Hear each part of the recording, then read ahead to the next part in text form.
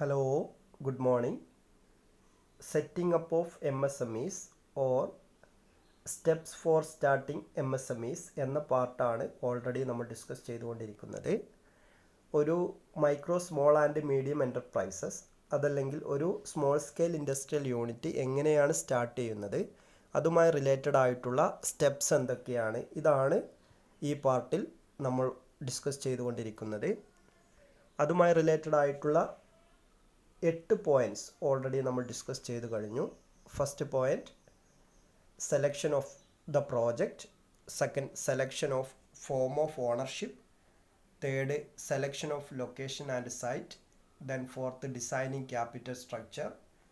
Then fifth, acquiring manufacturing technology. Then sixth, no objection certificates from local bodies. Seventh, statutory licence. And eighth, registration with the SIDO. ഇത്രയും points already നമ്മൾ discuss ചെയ്ത് കഴിഞ്ഞു. Next നമ്മൾ discuss ചെയ്യുന്നത് 9th point ആണ്. Application four grand of connection four water and power four construction. ഒരു എൻ്റർപ്രണറെ സംബന്ധിച്ചിടത്തോളം അദ്ദേഹം തുടങ്ങാൻ ഉദ്ദേശിക്കുന്ന ബിസിനസ് സ്ഥാപനം കൺസ്ട്രക്ഷൻ നടത്തുന്നതിന്, അതിൻ്റെ മാനുഫാക്ചറിങ് ഫെസിലിറ്റി കൺസ്ട്രക്റ്റ് ചെയ്യുന്നതിന് ആവശ്യമായിട്ടുള്ള വാട്ടർ ആൻഡ് പവർ കണക്ഷൻ ലഭിക്കുന്നതിനു വേണ്ടിയിട്ടുള്ള അപ്ലിക്കേഷൻ സമർപ്പിക്കലും അത് നേടിയെടുക്കലുമാണ് 9th പോയിൻ്റിൽ പറയുന്നത്. ഓക്കെ, അപ്പോൾ അതിനു വേണ്ടിയിട്ട് ഈ വാട്ടർ ആൻഡ് പവർ കണക്ഷൻ ലഭിക്കുന്നതിന് വേണ്ടിയിട്ട് കൺസേൺഡ് അതോറിറ്റിക്ക്, സ്റ്റാറ്റ്യൂട്ടറി അതോറിറ്റിക്ക് കൺസേൺഡ് ഫോർമാറ്റിൽ നമ്മൾ എന്ത് ചെയ്യണം, ആവശ്യമായിട്ടുള്ള ആപ്ലിക്കേഷൻ സമർപ്പിക്കണം. അതിലൂടെ നമുക്ക് വാട്ടർ ആൻഡ് പവർ കണക്ഷൻ, നമ്മുടെ മാനുഫാക്ചറിങ് ഫെസിലിറ്റി കൺസ്ട്രക്റ്റ് ചെയ്യുന്നതിന് ആവശ്യമായിട്ടുള്ള വാട്ടർ ആൻഡ് പവർ കണക്ഷന് വേണ്ടിയിട്ടുള്ള അനുമതി ലഭിക്കും. Okay, an entrepreneur intending to start an industry in the state, he can apply to the water and power connection of manufacturing facility. അദ്ദേഹത്തിൻ്റെ manufacturing facility construct ചെയ്യുന്നതിന് വേണ്ടി water and power connection കിട്ടുന്നതിന് വേണ്ടിയിട്ട് അദ്ദേഹം എന്ത് ചെയ്യണം, കൺസേൺഡ് അതോറിറ്റിക്ക് ആവശ്യമായിട്ടുള്ള ആപ്ലിക്കേഷൻ സമർപ്പിക്കണം. അപ്പോൾ കൺസേൺഡ് അതോറിറ്റി അതല്ലെങ്കിൽ സ്റ്റാറ്റ്യൂട്ടറി അതോറിറ്റീസ് എന്ന് പറയുന്നത് industries development corporation, fire department, town and country planning department, then pollution and control boards. ഇവരിൽ നിന്നെല്ലാം ആവശ്യമായിട്ടുള്ള അനുമതി ലഭിച്ചാൽ മാത്രമേ നമുക്ക് വാട്ടർ ആൻഡ് പവർ കണക്ഷൻ ലഭിക്കുകയുള്ളൂ. ഓക്കെ, അപ്പോൾ ഇതാണ് 9th point. Then 10th, consent to establish and consent to operate from the state pollution control board. Next, state pollution control ബോർഡിൽ നിന്ന് consent to establish and consent to operate, business സ്ഥാപനം establish ചെയ്യുന്നതിനും operate ചെയ്ത് കൊണ്ടുപോകുന്നതിനും ആവശ്യമായിട്ടുള്ള അനുമതി ലഭിക്കണം. Okay, pollution control ബോർഡിൽ നിന്ന് ആവശ്യമായിട്ടുള്ള കൺസെൻറ്റ് ലഭിക്കണം. എന്തിനൊക്കെയാണ്? So to establish and operate the business enterprises. അപ്പോൾ എൻവിയോൺമെൻറ്റിനെ സംബന്ധിച്ചിടത്തോളം എൻവിയോൺമെൻറ്റിന് വലിയ തോതിലുള്ള പൊല്യൂഷൻ ഉണ്ടാക്കുന്ന, ഡാമേജ് ഉണ്ടാക്കുന്ന ഒരു പ്രോജക്റ്റാണ് നമ്മൾ സ്റ്റാർട്ട് ചെയ്യാൻ ഉദ്ദേശിക്കുന്നതെങ്കിൽ പൊല്യൂഷൻ കൺട്രോൾ ബോർഡിൽ നിന്ന് നമുക്ക് അനുമതി കിട്ടാൻ വലിയ പ്രയാസമായിരിക്കും. എന്നാൽ വലിയ തോതിലുള്ള എൻവിയോൺമെൻറ്റൽ പൊല്യൂഷനോ ഡാമേജസോ ഉണ്ടാക്കാത്ത ഒരു പ്രോജക്റ്റാണ് നമ്മൾ സ്റ്റാർട്ട് ചെയ്യുന്നതെങ്കിൽ വളരെ ഈസി ആയിട്ട് നമുക്ക് അതിനുള്ള അനുമതി ലഭിക്കുകയും ചെയ്യും. Depending upon the types of industry. അങ്ങനെ പറയാൻ കാരണം ഇതാണ്, നമ്മൾ പരിസ്ഥിതിക്ക് വലിയ തോതിലുള്ള ആഘാതം ഉണ്ടാക്കാത്ത പ്രോജക്റ്റുകളാണെങ്കിൽ എന്ത് ചെയ്യാൻ പറ്റും? So to easily obtain the certificate, ആവശ്യമായിട്ടുള്ള സർട്ടിഫിക്കറ്റ്സ് നമുക്ക് വളരെ ഈസി ആയിട്ട് നേടാൻ പറ്റും. ഓക്കെ, അപ്പോൾ ഈ പൊല്യൂഷൻ ആൻഡ് കൺട്രോൾ ബോർഡിൽ നിന്നുള്ള കൺസെൻറ്റ് ലഭിക്കണം, അനുമതി ലഭിക്കണം. അതിനു വേണ്ടിയിട്ടുള്ള കാര്യങ്ങൾ ചെയ്യുക എന്നുള്ളതാണ് 10th point. 11th point, no objection certificates from the department of the fire and emergency services. Fire and emergency സർവീസസിൽ നിന്നുള്ള, ആ ഡിപ്പാർട്ട്മെൻറ്റിൽ നിന്നുള്ള നോ ഒബ്ജെക്ഷൻ സർട്ടിഫിക്കറ്റ് ലഭിക്കണം. നമ്മളൊരു സ്ഥാപനം എസ്റ്റാബ്ലിഷ് ചെയ്തു, അതിനകത്ത് ഒത്തിരി വർക്കേഴ്സ് ഉണ്ടായിരിക്കും. അപ്പോൾ ഈ വർക്കേഴ്സിൻ്റെ സേഫ്റ്റി കൺസിഡർ ചെയ്തുകൊണ്ട് എന്ത് വേണം? ഫയർ ആൻഡ് എമർജൻസി സർവീസസ് ഡിപ്പാർട്ട്മെൻറ്റിൽ നിന്നുള്ള നോ ഒബ്ജെക്ഷൻ സർട്ടിഫിക്കറ്റ് നേടിയെടുക്കണം. Okay, all factory building requires fire safety measures. എല്ലാ ബിൽഡിങ്ങുകളാണെങ്കിലും അതല്ലെങ്കിൽ എല്ലാ ഫാക്ടറികളാണെങ്കിലും അതിനകത്ത് എന്ത് വേണം?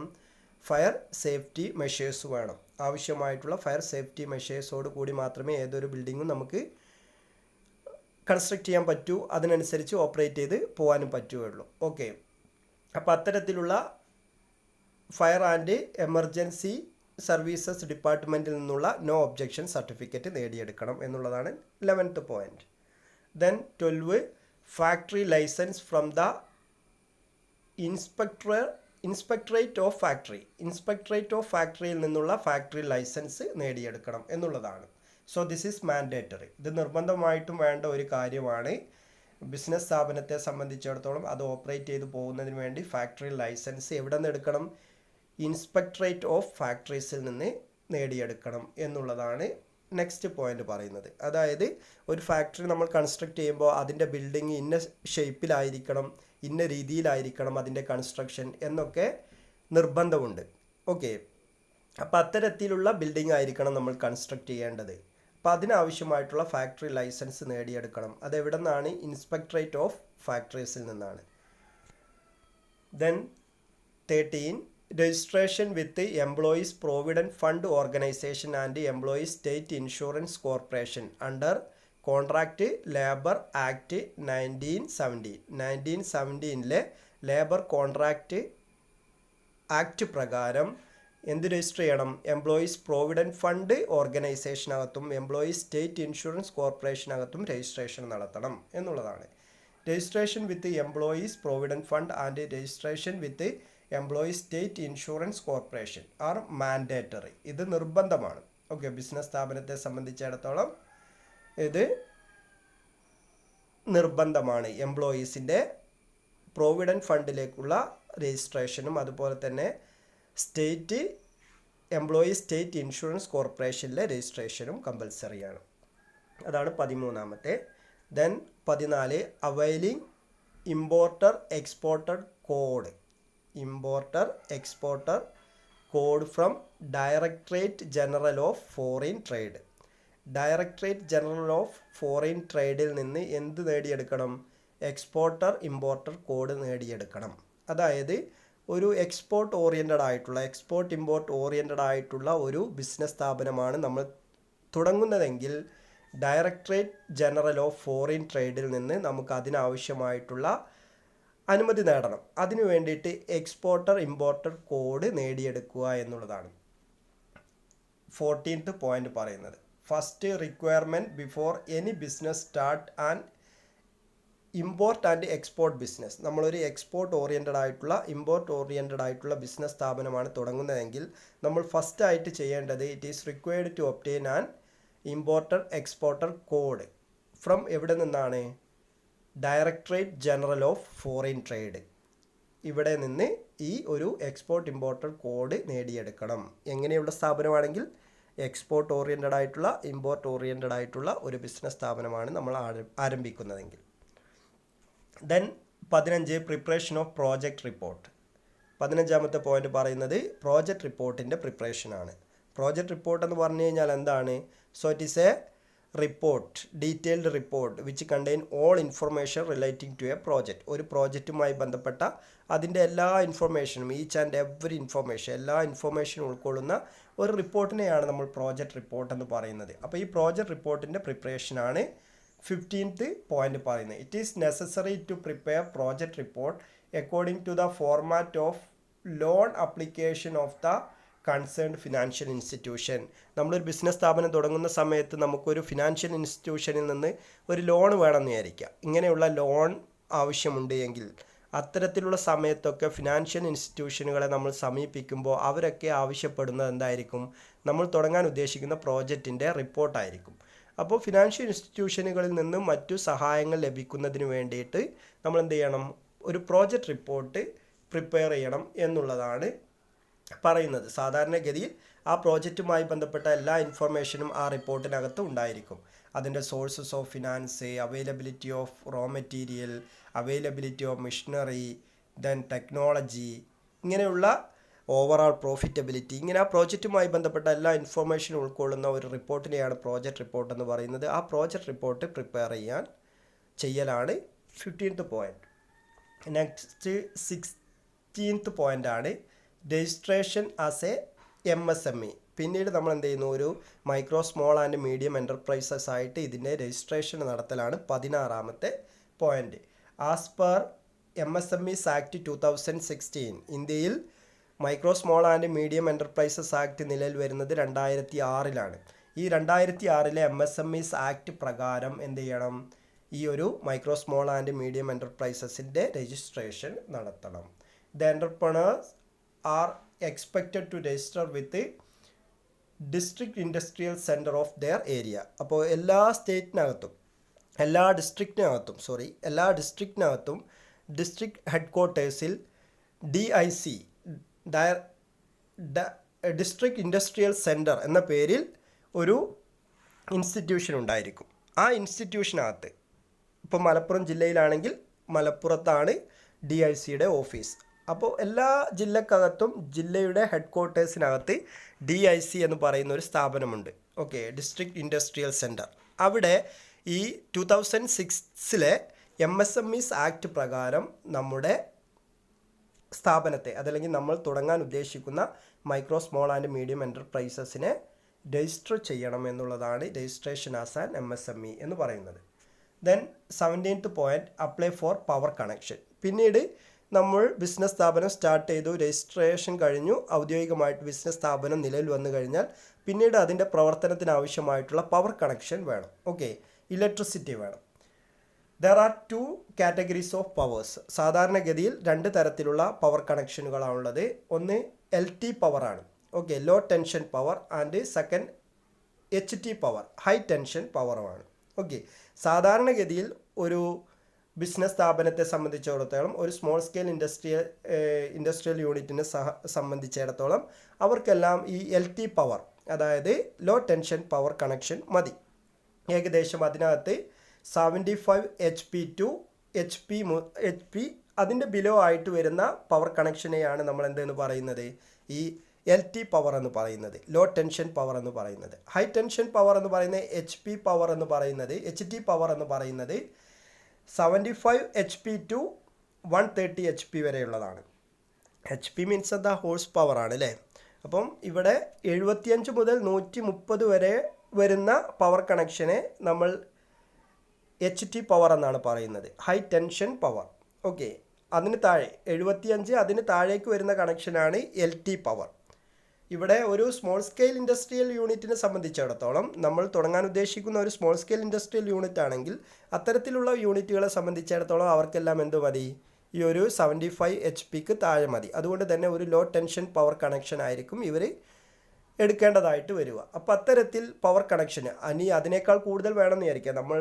നമ്മുടെ ഫാക്ടറിക്കകത്ത് ഹൈലി സോഫിസ്റ്റിക്കേറ്റഡ് ആയിട്ടുള്ള വലിയ മെഷീനറികളൊക്കെയാണ് സ്ഥാപിച്ചതെങ്കിൽ അവിടെ നമുക്ക് 75 HP മതിയാവില്ല എങ്കിൽ, ഇലക്ട്രിസിറ്റി മതിയാവില്ല എങ്കിൽ നമുക്ക് എന്ത് വേണ്ടി വരും, HT പവർ എടുക്കേണ്ടി വരും, ഹൈ ടെൻഷൻ പവർ കണക്ഷൻ വേണ്ടി വരും. അപ്പോൾ ഏത് തരത്തിലുള്ള കണക്ഷനാണ് നമുക്ക് വേണ്ടത്, അതിനുള്ള ആപ്ലിക്കേഷനും മറ്റു കാര്യങ്ങളും നൽകി അത് നേടിയെടുക്കുക എന്നുള്ളതാണ് apply for power connection. Okay, power connection 2 രീതിയിലുണ്ട്, LT power and HT power. Okay, LT power low tension power, അത് വരുന്നത് 75 HP അതിൻ്റെ ബിലോ ആയിട്ടുള്ളതാണ്. ദെൻ 75 HP മുതൽ 130 HP വരെയുള്ളത് ഹൈ ടെൻഷൻ പവർ. അപ്പോൾ ഇതിലേത് കണക്ഷൻ വേണം, ആ കണക്ഷൻ നേടിയെടുക്കുക എന്നുള്ളതാണ് അപ്ലൈ ഫോർ പവർ കണക്ഷൻ.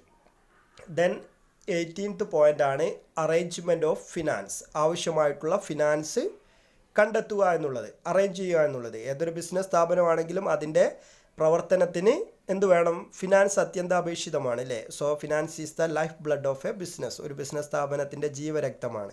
അപ്പോൾ ആവശ്യമായിട്ടുള്ള ഫിനാൻസ് നേടിയെടുക്കുക എന്നുള്ളതാണ്. ബിസിനസ് സ്ഥാപനത്തെ സംബന്ധിച്ചിടത്തോളം 2 തരത്തിലുള്ള ഫിനാൻസ് ആവശ്യമാണ്.